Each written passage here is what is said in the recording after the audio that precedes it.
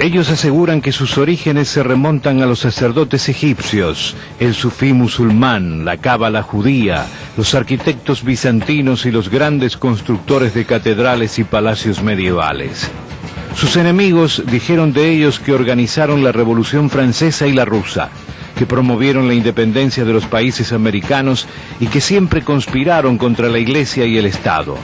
Fueron perseguidos por la Iglesia, por las monarquías, por los regímenes fascistas y comunistas, y se habló de que tramaban una conspiración internacional para establecer un único gobierno mundial. Hoy los masones siguen existiendo, y su sola mención genera polémicas acerca de cuál es la verdad sobre su accionar y sus doctrinas.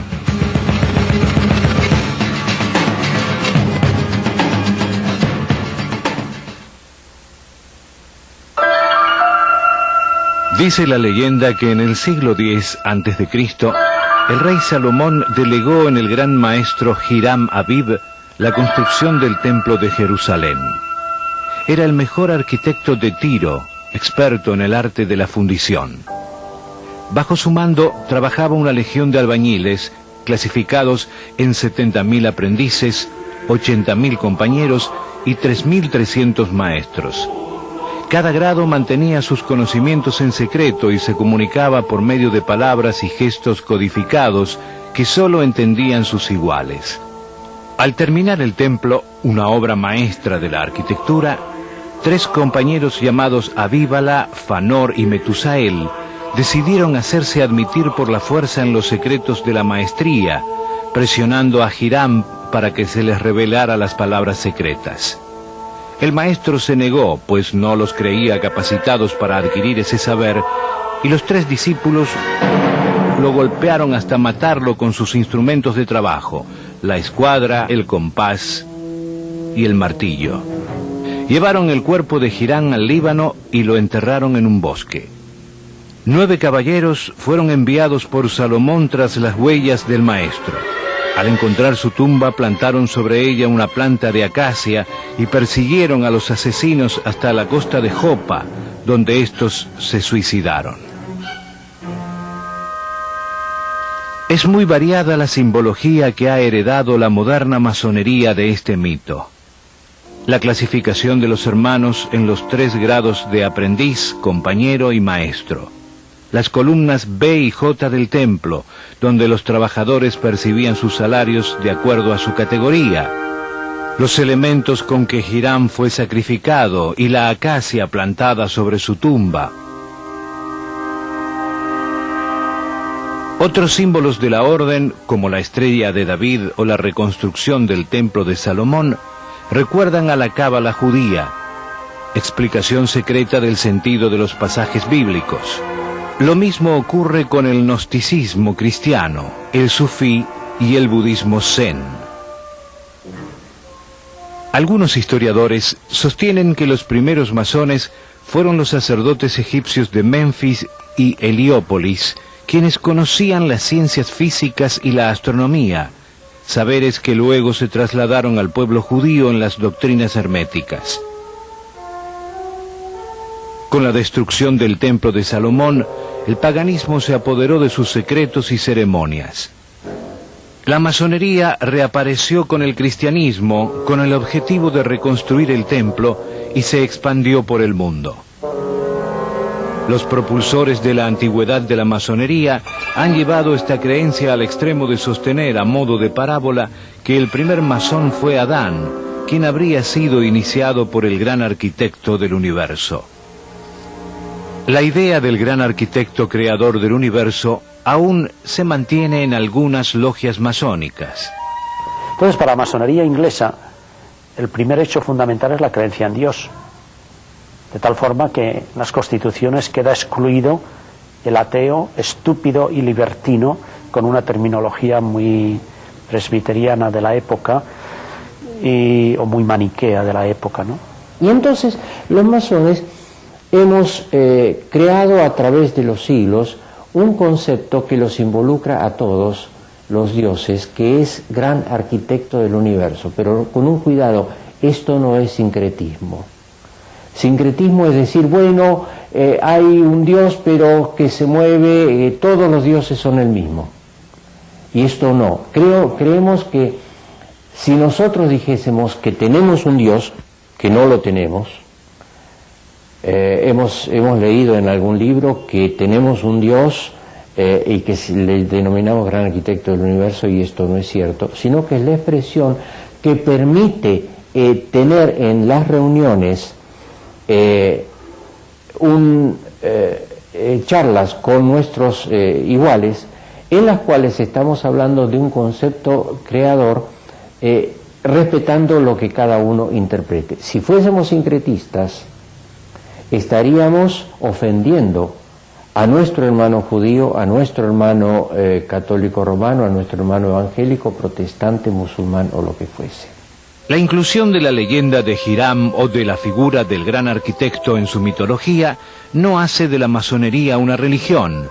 La masonería es una sociedad secreta que se reconoce como una antigua fraternidad dedicada a la filantropía, que rinde culto a la naturaleza, la más antigua de las creencias. Como en cualquier sociedad secreta, hay un rito de iniciación. Es la persona la que tiene que tomar una decisión. Usualmente se cree que nosotros somos los que invitamos. En realidad no es así. Es una opción del individuo. Generalmente vienen de familias o tienen amigos masones. Yo tengo familiares masones. Mi padre, mis tíos, ellos me presentaron.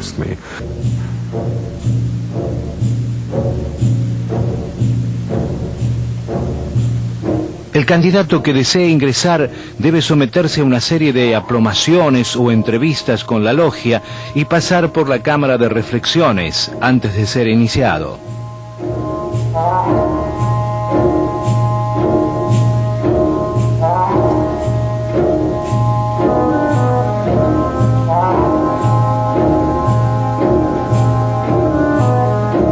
La forma de ingreso a la masonería es francamente fácil, porque no solo hace falta que, o no es indispensable, digamos, que los masones inviten a otras personas, sino que también se puede venir y golpear las puertas de nuestra sede solicitando el ingreso y la admisión. Por supuesto, después esa persona tiene un proceso por el cual es conocido o ha de ser previamente conocido por los miembros de la orden, y en función de lo cual finalmente será admitido o ingresará a ella. Maçon en francés significa albañil. La mayor parte de los historiadores coincide en que los orígenes de la masonería se remontan a la Edad Media.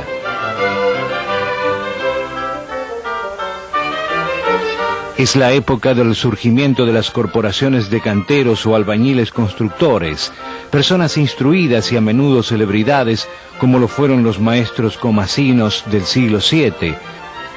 Las grandes construcciones de catedrales, templos, palacios y puentes medievales hicieron que se valorizara aún más el trabajo de los constructores.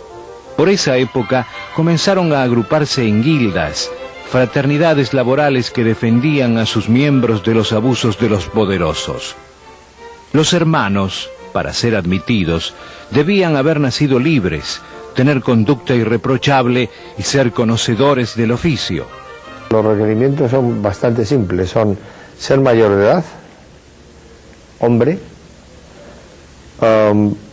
libre y de buenas costumbres, y ser creyente. Libre quiere decir, pues no que uno no es esclavo, que está amarrado a algún sitio, sino que su entrada o su ingreso en la masonería no pueda ser considerada como una acción en detrimento a terceros. Nosotros tenemos bien claro que nuestras prioridades son uno mismo, su entorno y su familia, y después la institución, nunca al revés.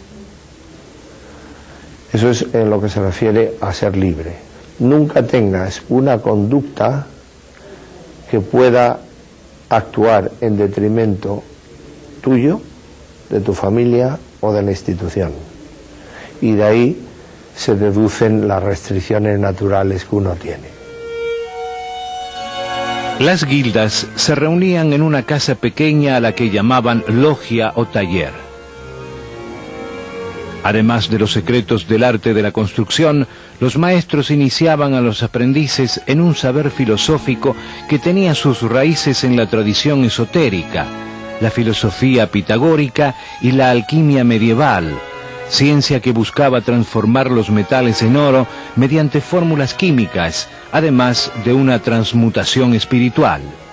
En la Edad Media, estos saberes debían ser guardados discretamente ante las posibles persecuciones de la Iglesia y de los príncipes que consideraban heréticas a muchas de estas actividades. Las corporaciones fueron altamente productivas y difundieron dos estilos arquitectónicos: el románico, católico, que imperó entre el 1000 y 1200, y el gótico, germano, que adquirió una forma laica y más popular, especialmente entre 1225 y 1525. Hacia el año 1300, dicen algunos historiadores, habrían ingresado en una corporación de albañiles inglesa miembros de la Orden del Temple, al principio como protectores, pero luego los habrían ido reemplazando. La Orden de los Caballeros del Temple, de carácter religioso-militar, fue fundada en 1118, y sus caballeros alojados en el Templo de Salomón, de donde recibieron el nombre de templarios. Su misión era proteger a los peregrinos que acudían a visitar el Santo Sepulcro, y más tarde fueron el brazo armado de la Iglesia en las cruzadas. Como distintivo, llevaban una cruz roja sobre el hombro izquierdo. Los templarios acumularon una gran fortuna y fueron los creadores de los primeros bancos. El rey de Francia, Felipe IV el Hermoso, les debía grandes sumas de dinero y los veía como una amenaza para su gobierno. Comenzó una campaña en su contra y convenció al Papa Clemente V, que en 1307 publicó una extensa lista de crímenes y herejías supuestamente realizados por los templarios. Los caballeros fueron perseguidos por la Inquisición y en su mayoría asesinados entre 1307 y 1314. Entre ellos se encontraban el gran maestre Jacques de Molay.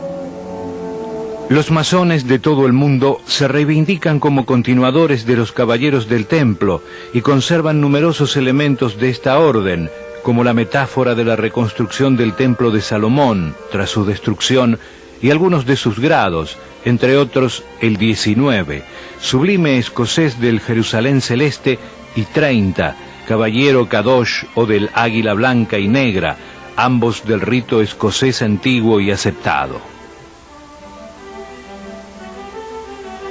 Los símbolos de la masonería moderna son en su mayoría herencias de todas estas sociedades antiguas.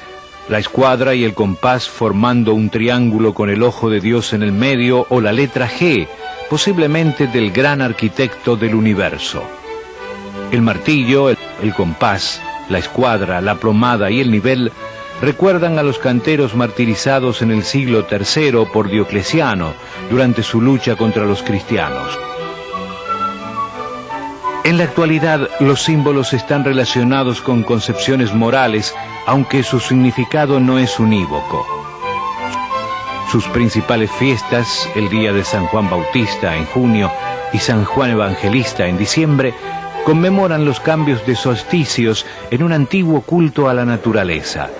Los masones cuentan además con palabras secretas, contraseñas y apretones de mano para ser reconocidos en cualquier lugar del mundo, herencia de las cofradías medievales. Originariamente estos códigos debían permanecer ocultos y comunicarse en secreto para evitar ser profanados, así como el carácter esotérico de los misterios debía ser preservado por medio de juramentos, cuya violación era castigada con la muerte.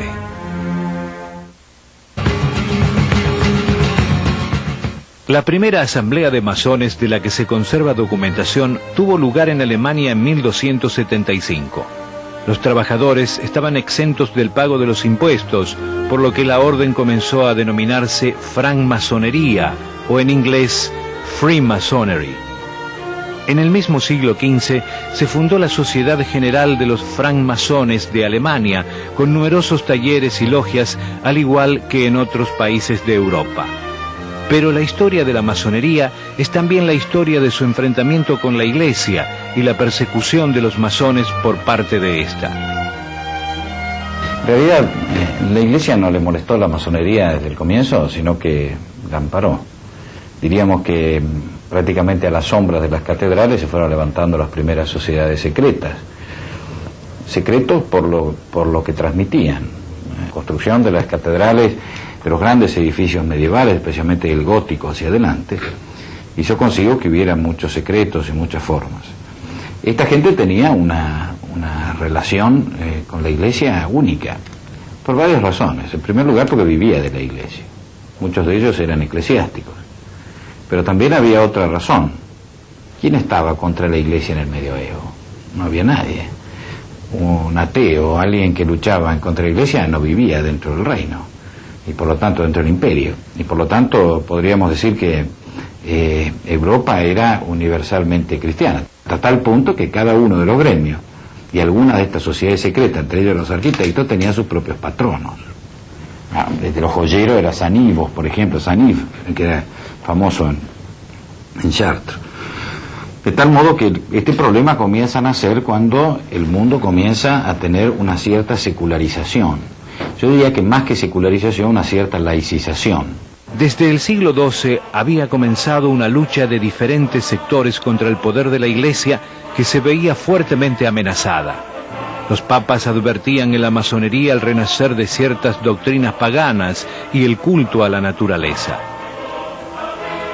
Los concilios de Rouen de 1189 y de Aviñón en 1326 prohibieron la masonería y más tarde se establecieron condenas teológicas contra cualquier corporación no reconocida por la Iglesia. También la Reforma protestante persiguió a los masones y en el siglo XVI las reuniones estaban prohibidas en casi toda Europa. Lo que la Iglesia romana en verdad condenaba era una doctrina disidente, el libre pensamiento representado en la premisa masónica nec plus ultra, que significa nada por encima, en la que veía un peligro para su autoridad espiritual.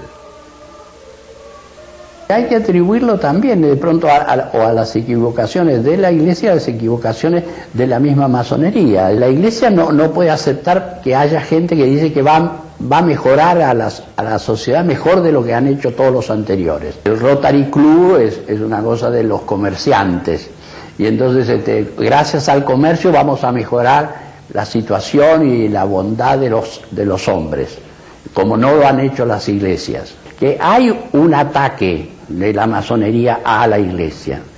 Entonces, si la masonería ataca a la Iglesia, entonces la Iglesia dice, bueno, ustedes no quieren estar bien conmigo, entonces los rechaza.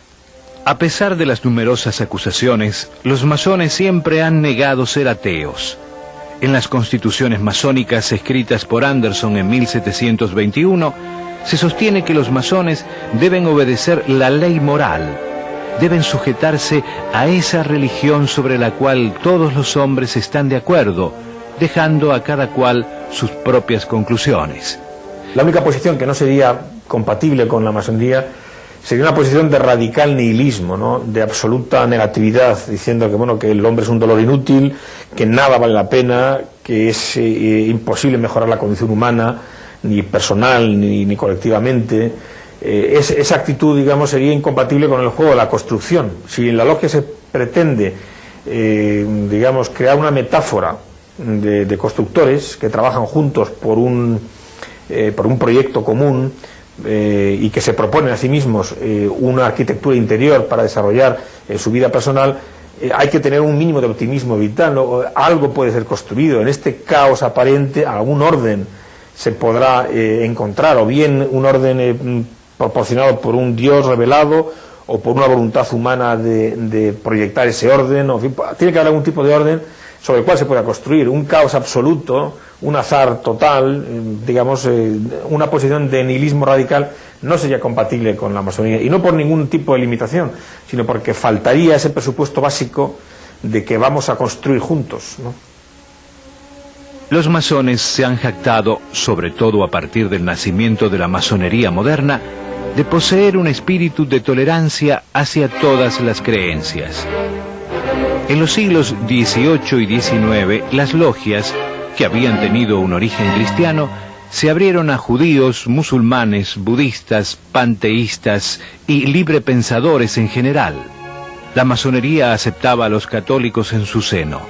Muchos sacerdotes eran iniciados y algunas logias exigían a sus miembros la pertenencia al cristianismo. Sin embargo, la persecución de los masones por parte de la Iglesia persistiría en los siglos siguientes. Siglo XVIII. Primera prohibición del Papa Clemente XII, 1738. La masonería nace en 1717. Segunda prohibición papal, excomunión, 1751 con Benedicto XIV. Motivos que dan estos dos papas.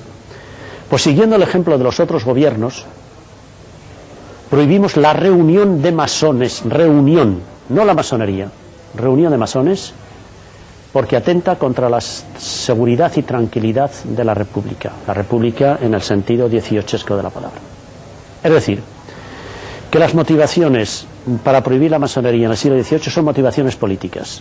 Los primeros que prohíben la masonería son los gobiernos de Ámsterdam y de La Haya, protestantes, los de Berna y Ginebra, protestantes, el sultán de Constantinopla, musulmán,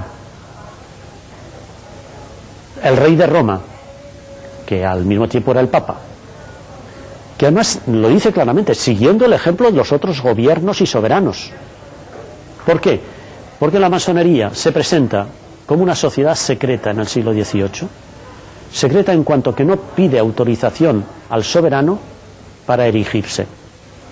En aquella época, todo lo que se hacía al margen del soberano era ya sospechoso, ilícito, punible y perseguido. Siglo XIX. Ha tenido lugar la Revolución Francesa, la identificación de la masonería con el liberalismo, con la defensa de los derechos del hombre. Entonces, todas las prohibiciones son de los gobiernos absolutistas que no admiten el hecho consumado de la Revolución Francesa, que identifican la masonería con el liberalismo. La maquinación contra la Iglesia puede ser un ataque a sus dogmas, un ataque a las personas que lo realizan, o un ataque también a la situación eclesiástica terrena. No toda sociedad secreta maquina contra la Iglesia. La Congregación para la Doctrina de la Fe dio una respuesta al tema. Entonces, ¿qué se entendía por estas sociedades que maquinan contra la Iglesia? Si estaba incluida o excluida la masonería. El texto dice que está incluida la masonería, especialmente por dos motivos.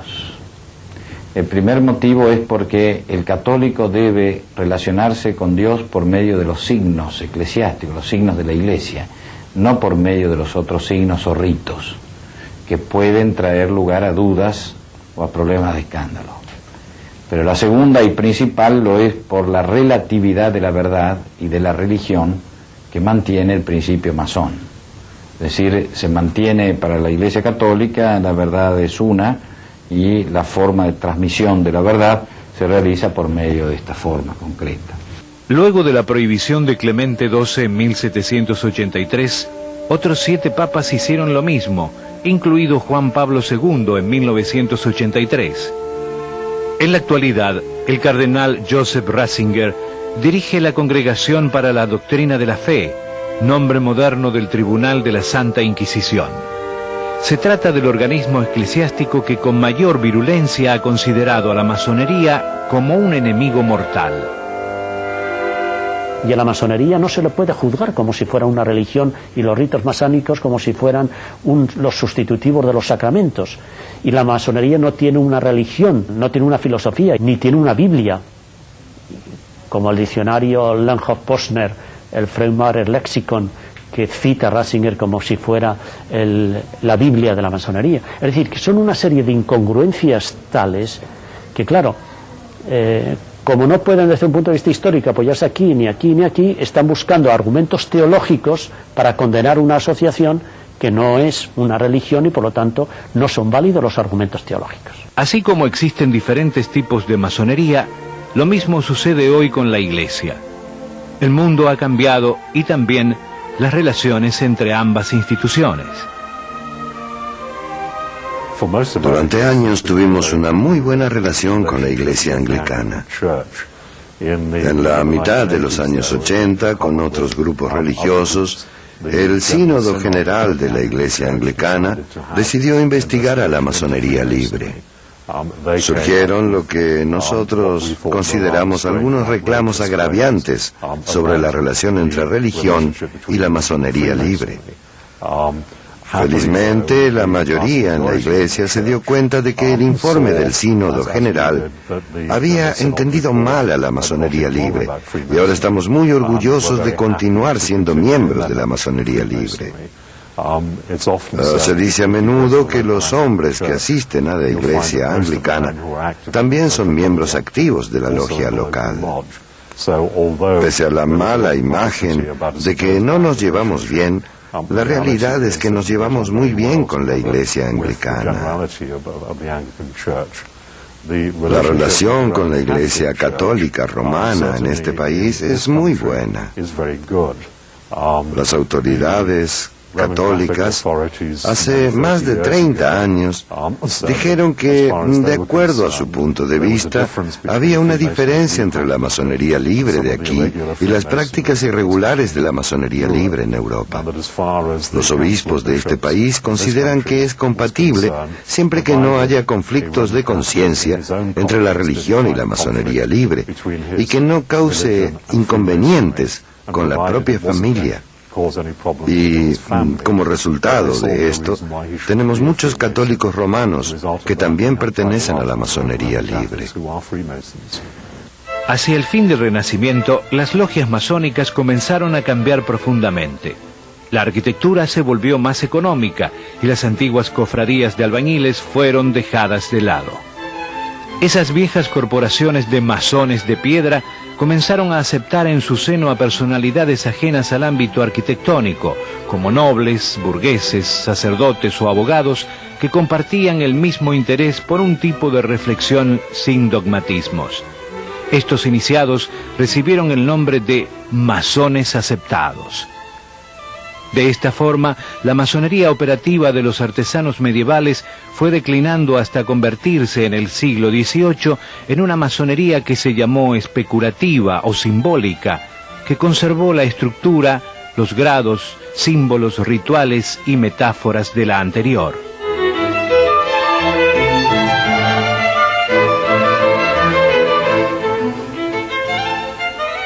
El rito es un conjunto de reglas con las cuales se practican las ceremonias y se comunican los signos, toques, palabras, demás instrucciones secretas y los grados. Con estos conocimientos, un masón puede ser reconocido como un hermano en cualquier logia del mundo. Hay casi 80 ritos o sistemas rituales distintos.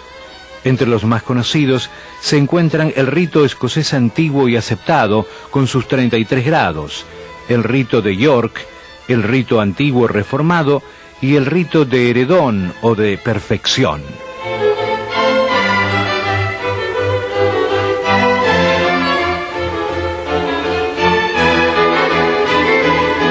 El rito es elegido por la gran logia de cada comunidad. Para configurar una logia no puede haber menos de 7 miembros, aunque el número ideal es entre 15 y 50 integrantes. Las logias, soberanas en decisiones, aunque supeditadas a las leyes nacionales, son presididas por el venerable maestro y se integran en las tenidas de las grandes logias u obediencias, es decir, asambleas a nivel nacional que reúnen una vez al año a las logias del país.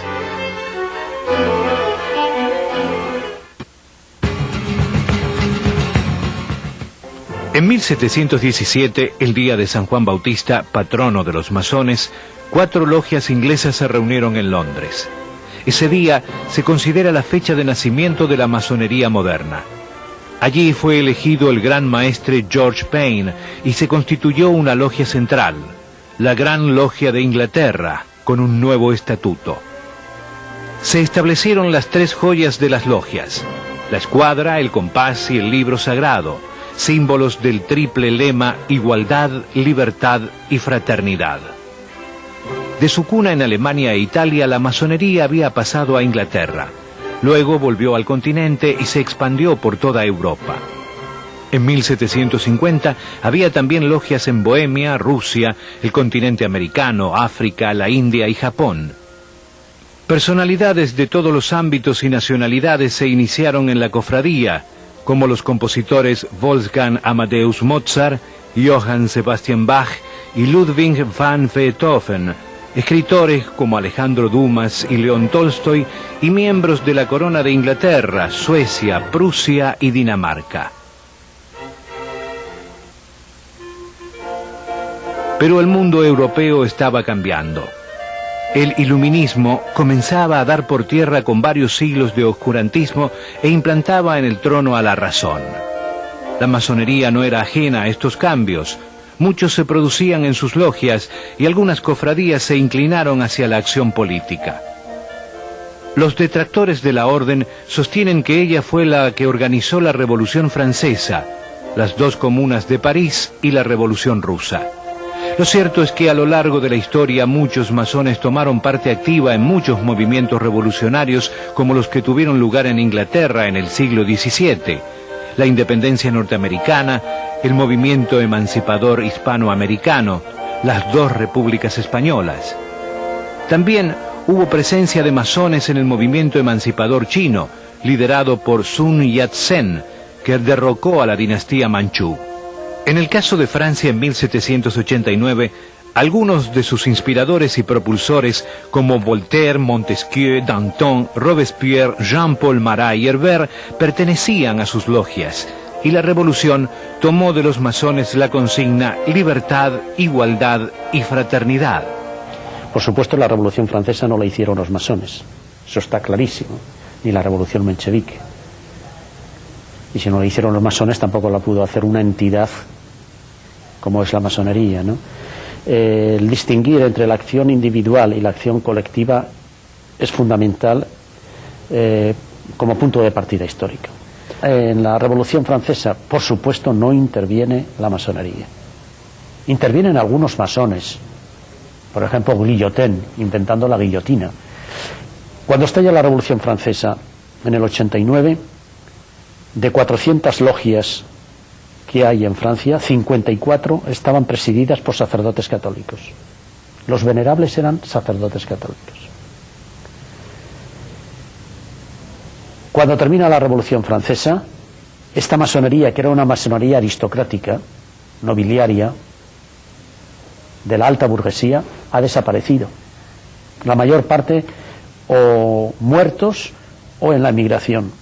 Lo mismo sucedió en el caso de la Revolución Socialista Rusa de 1917, que derrocó a Alexander Kerensky y sus ministros, casi todos miembros de la masonería. A comienzos del siglo XIX, la masonería ya se había expandido por el mundo con sus ideas liberales y progresistas. Llegó a Estados Unidos en el siglo XVII de la mano de John Skene.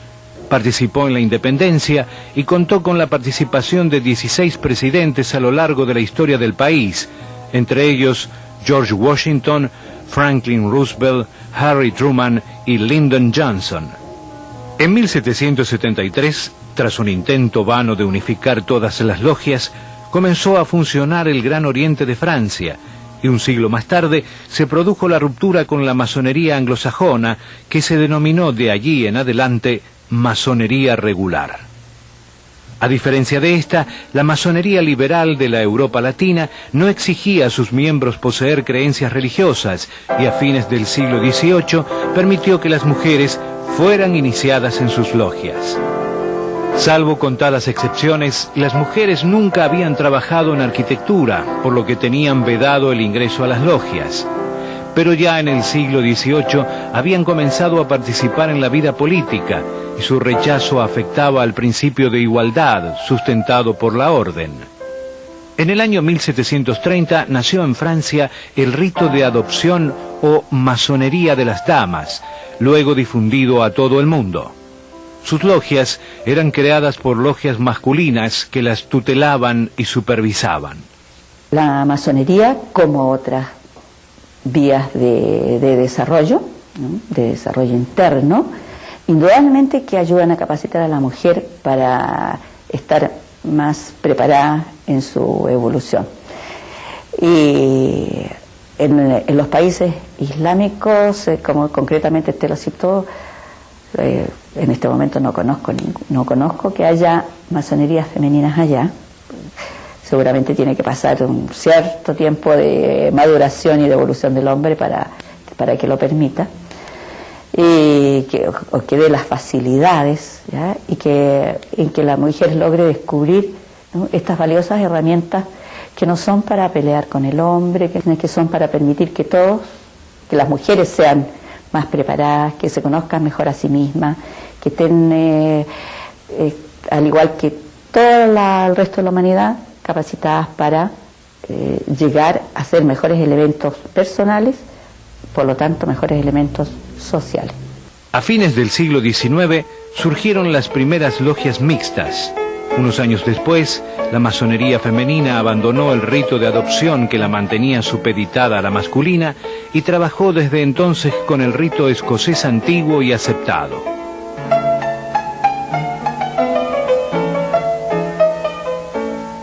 Yo creo que el elemento más importante, más trascendental, más revolucionario que se ha provocado en el siglo XX, yo creo, de todos los que hemos padecido, disfrutado, es la aparición de la mujer como personaje público. La mujer, que era en cierto modo un ser limitado a la privacidad, que era en cierto modo la dueña de la privacidad, digamos, ha renunciado a parte de esa privacidad para entrar en el mundo de lo público, de lo político, lo social, lo universitario, y también en masonería. Yo creo que el fenómeno de la incorporación de la mujer a la masonería es el fenómeno más trascendental y que más impacto puede tener en el futuro, porque afecta, y aunque existe masonería femenina y mixta desde hace más de 100 años, todavía sigue siendo una masonería relativamente minoritaria, todavía en el mundo. Sobre los 7 u 8 millones de masones que puede haber en todo el mundo, pues habrá 200.000 masonas, digamos 300.000, todavía un número muy pequeño. Quizá en países como Francia, Bélgica, Italia, ese número, esa proporción es significativa, pero en el conjunto del mundo todavía sigue siendo muy reducida.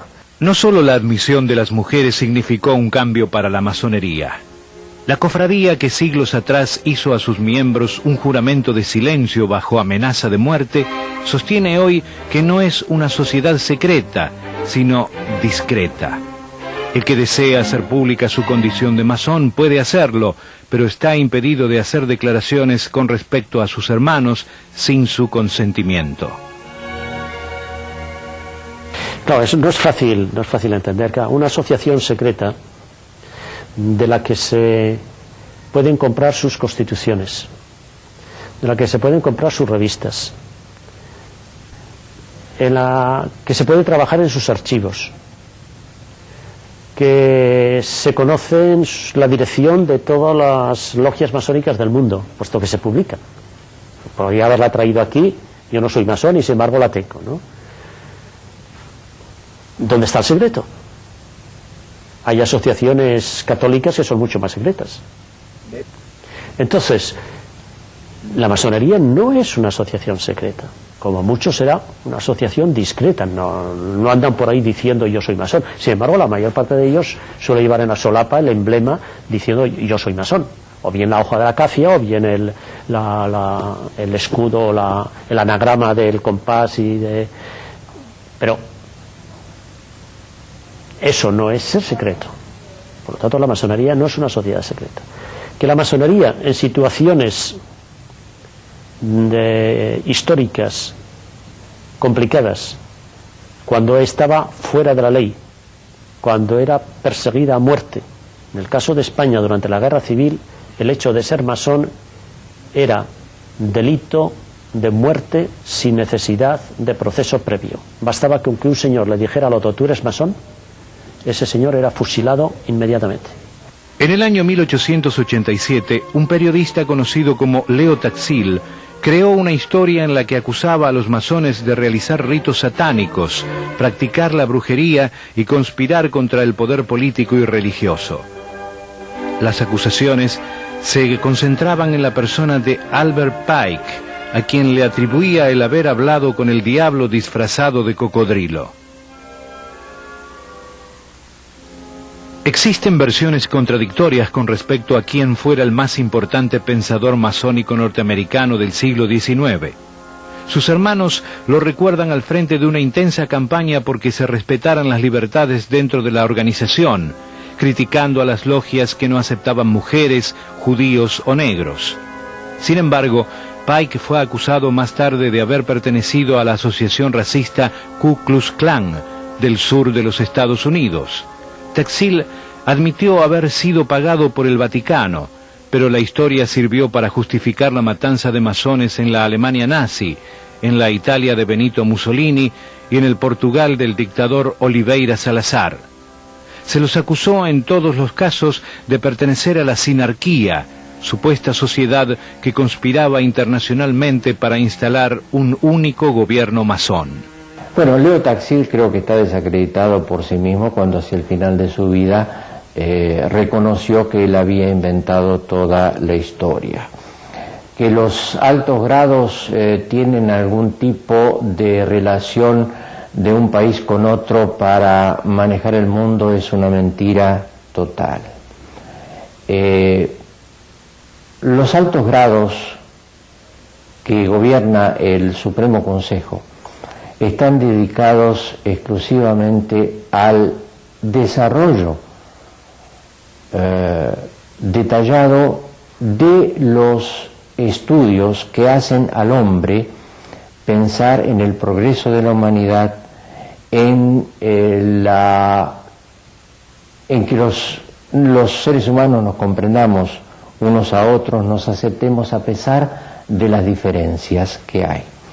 No existe ningún gobierno mundial. Los miembros de la orden fueron también perseguidos por la tiranía estalinista, a pesar de que los anarquistas y socialistas frecuentaban las logias masónicas que habían contribuido a realizar la revolución.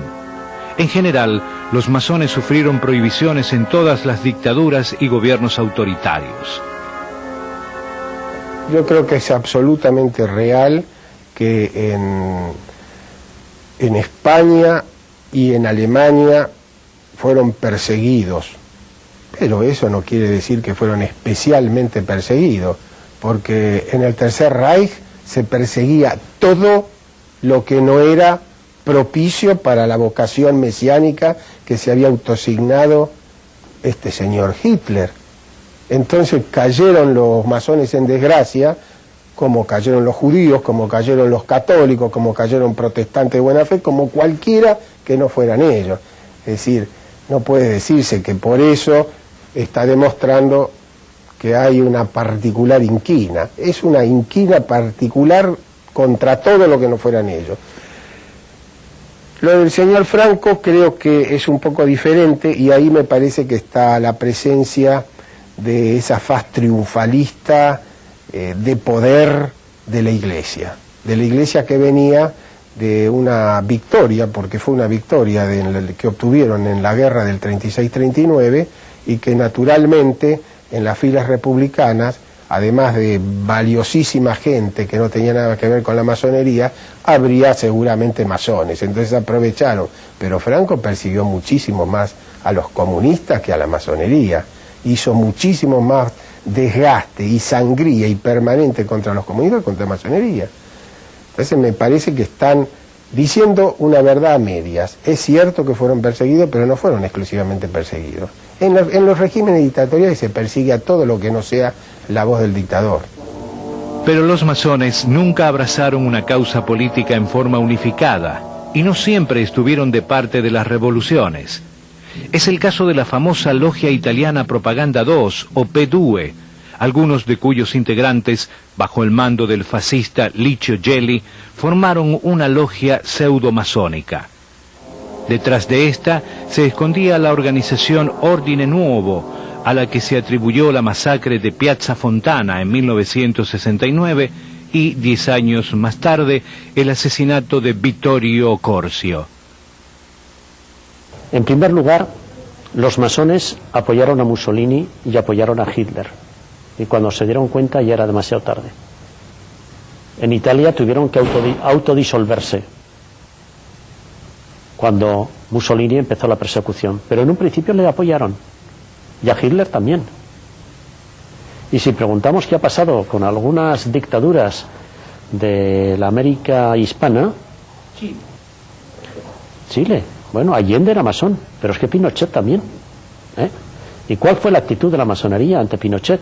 ¿Y cuándo empieza la masonería a intentar deslindarse sui generis?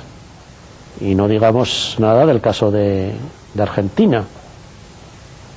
¿Cuándo la masonería ha dado la cara por defender la libertad, los derechos del hombre, por lanzar un grito contra los desaparecidos? ¿Cuándo lo ha hecho? El mismo caso se dio en Nicaragua con el revolucionario Augusto Sandino y el dictador Anastasio Somoza, ambos masones, y en Argentina con Domingo Sarmiento y sus adversarios, José Hernández y Olegario B. Andrade. En Inglaterra, la orden albergó tanto al conservador Winston Churchill como al laborista Clement Attlee. Pues haciendo un traslado histórico, en el hecho de la Guerra Civil Española, que la hemos estudiado bien, por ejemplo, aquí en Zaragoza, el capitán general era un masón, el general Cabanellas, que se puso del lado de Franco. El gobierno de la República de Madrid le envió a otro general, también masón, Núñez de Prado, para que parlamentara con Cabanellas y consiguiera recuperar Aragón a la zona republicana y no a la zona de los rebeldes sublevados. ¿Qué es lo que hizo el general Cabanellas? Fusilar a su hermano masón, a él y al chofer, bueno, y al piloto que lo había traído a Zaragoza. ¿Qué predominó en él? Lo militar. Pero es que eso, si lo analizamos, lo vemos que en cada caso concreto hay militares que están con Franco, que son masones, y hay militares que están con la República, que son masones. Es decir, que no marca indeleblemente el ser masón, tanto más que el ser masón para muchos es puramente anecdótico. Se es masón durante unos meses, unos años de la vida.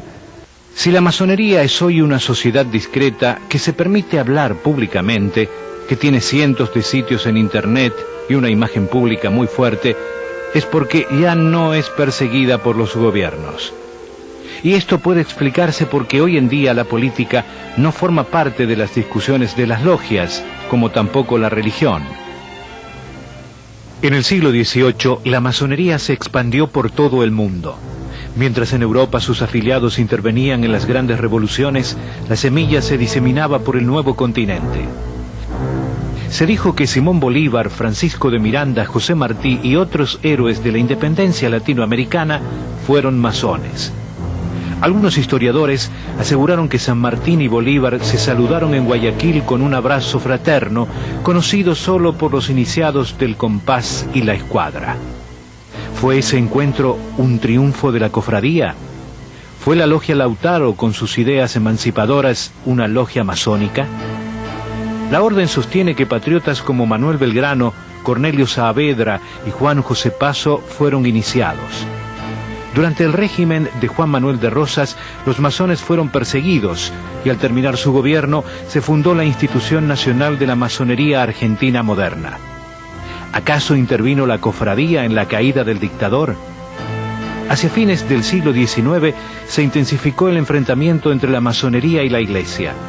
Los presidentes y masones Sarmiento, Roca y Juárez Celman secularizaron la vida civil argentina.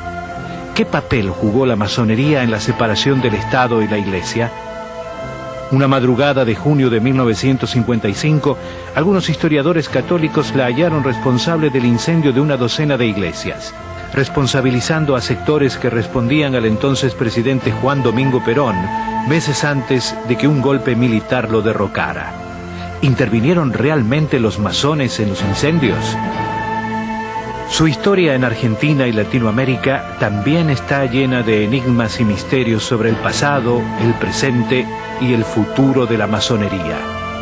Acompáñenos para descubrir juntos si su poder se ha diluido totalmente o se encuentra tal vez agazapado esperando recuperar su olvidada grandeza.